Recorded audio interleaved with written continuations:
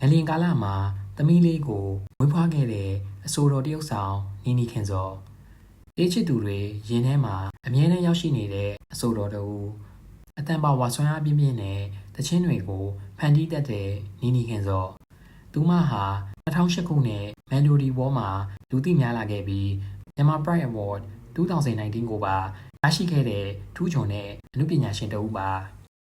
ဂီတမာတာမကတရုတ်ဆောင်အနုပညာနဲ့ပဲမှာပါအိမ်မက်ကာယံစကားကြီးကိုစိတ်ကြိုက်ရိုက်ကူးပုံဖော်ပြီးတရုတ်ဆောင်နေတို့အခြားဂီတအနုပညာရှင်များနဲ့မြန်မာနိုင်ငံရဲ့ပထမဆုံး musical film ကြီးကိုလည်းရိုက်ကူးခဲ့ပါသေးတယ်ပညာရေးချင်းနေနဲ့နီနီခင်စောကဆရာဝန်ဘွဲ့ကိုရန်ကုန်စေးတက္ကသိုလ်နှစ်မှာရရှိထားတဲ့ပညာတတ်အမျိုးသမီးတဦးလည်းဖြစ်ပါတယ်2023ခုနှစ်မှာတော့ဦးမကို10နှစ်တိုင်စောင့်ပေးခဲ့တဲ့ငယ်ချစ်ဦးနဲ့ခမ်းနားစွာမင်္ဂလာပွဲကိုကျင်းပခဲ့ကြပါတယ်။လက်ရှိမှာတော့နီနီဟာကိုဝင်ဆောင်ထားရပြီးမတ်လမှာသမီးဦးလေးကိုမွေးဖွားခဲ့တာဖြစ်ပါတယ်။မလကုံပိုင်းမှာမွေးဖွားခဲ့တဲ့သမီးလေးရဲ့မွေးဖွားချိန်မှာပဲမြန်မာနိုင်ငံမှာအင်အားပြင်းငလျင်ကြီးထုတ်ခဲ့တာကြောင့်နီနီခင်စောကဒီဖွားပြီး2ရက်အကြာမှာဒီသတင်းကိုကြားရတဲ့အတွက်အရင်စိတ်ထိခိုက်ရပါတယ်လို့ပြောပါတယ်။